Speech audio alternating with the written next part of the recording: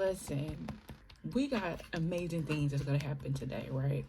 And there's also gonna be some ish that pops up too. So it's important as you're going about the day to do this, right?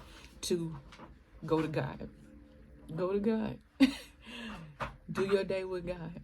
And to me, that looks like meditating on the word day and night, as the Bible says. So it's reading it, it's exploring how it's popping up in the middle of the day for you. It's talking to God. It is giving thanks, being grateful. Because the thing about it is, you can be like reading, having the best day, and then somebody comes your way and really tries to disturb you. But that literally is a distraction. And look, sometimes I don't give a care if it's a distraction or not. I'll say something back, right? And then sometimes I'm just like, man, forget it. Because what happens is it takes you away from that moment of when you are going to rest or sleep. That moment when you're going to go outside and enjoy the sun. That moment where you're going to check in on your parents or someone you love and have a really great conversation with them, right? To check on them. It takes you away from spending the time with your kids. Like, those moments do it. So it's a continual walk, because sometimes people just be peopling, but also it's just remembering. And then sometimes you gotta say something, listen, that is not appropriate. You have crossed the boundaries, and to nip it in the bud, okay? But the purpose of this is, as you're going about your day, to do it with God. Do not do it alone. And I get it. You're like, man, what does that look like? And that's a personal journey between you and God. But one thing you start with is going to the Word, meditating on the Word day and night. So in the beginning of the day, read a Bible verse, right? The schedule you come up with is the schedule you and God come up with, right? So usually I try to read first thing in the morning, but then my husband's schedule changed. I made breakfast, and now I am preparing like our hair and stuff, and my daughter's moving around, so I was actually doing our beauty routine. And I'm like, let me go ahead and listen to a Bible verse and then read. And so this chapter today is Genesis chapter 1. In the beginning, God created the heavens and the earth. The earth was without form and void, and darkness was on the face of the deep.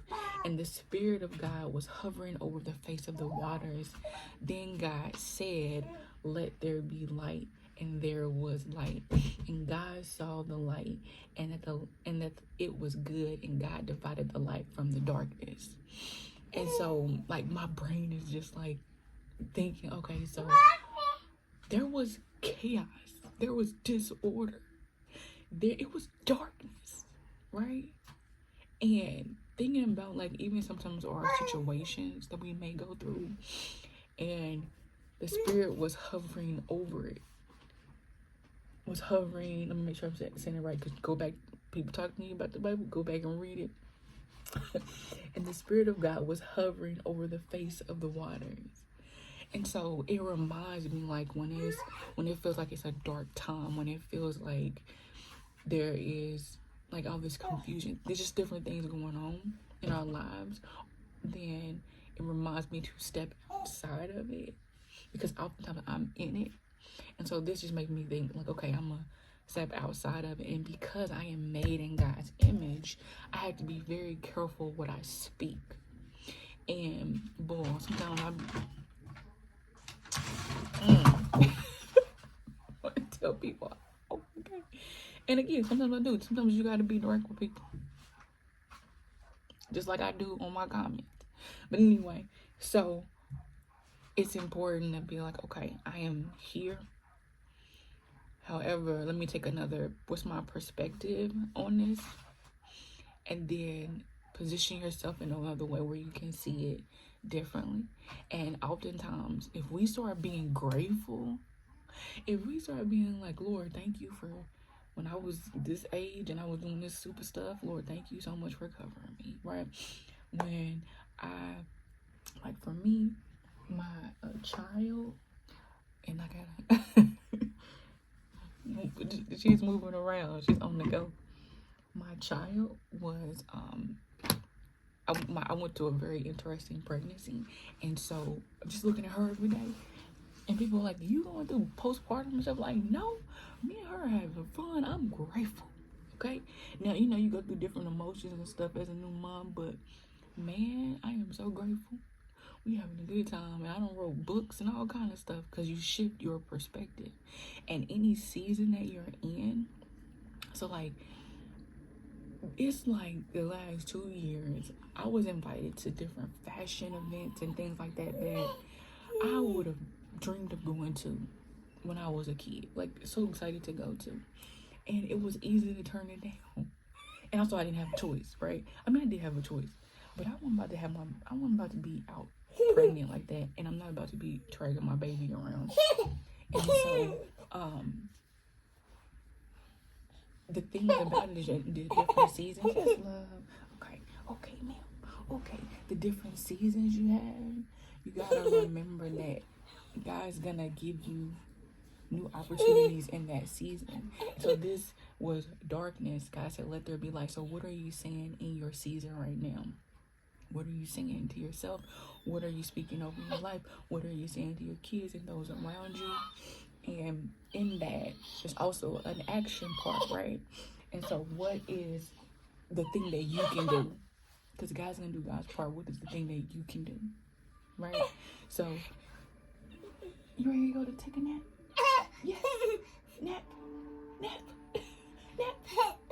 Yes, so it's time for nap. So, go to Genesis 1 or whatever chapter that you're reading today. Trust and know that God's got you. It may not look like, sometimes it may not look like God is there, but God is there. Okay, working all kind of stuff out for your good because you love him, right? And so, because you are called to his word. So this is what you do. You keep on moving forward, and in the new season, you can write the books. You can, start your company. You can work on a degree or whatever it is that you want to do. That's your own personal choice. But each season brings new opportunity. So what do you need to say no to? And then what do you move boldly into? And so, all right, I'm getting out. And just remember, God's got you. Why? Why does God get you? God needs you. God needs you in the marketplace. God needs you in certain areas because you are a light. You have something that God needs to bring forth through you. And this is the thing. People will be like, well, somebody else is missing out on what you... This is the thing about God. God gonna... If you ain't doing what you're supposed to do, God gonna get somebody else to do it. And it's not to be in lack because that person can do it and you can do it because y'all got your own flavor and y'all own spin to it. So just keep that in mind as you're moving on. Like, do God's business. And it's exciting.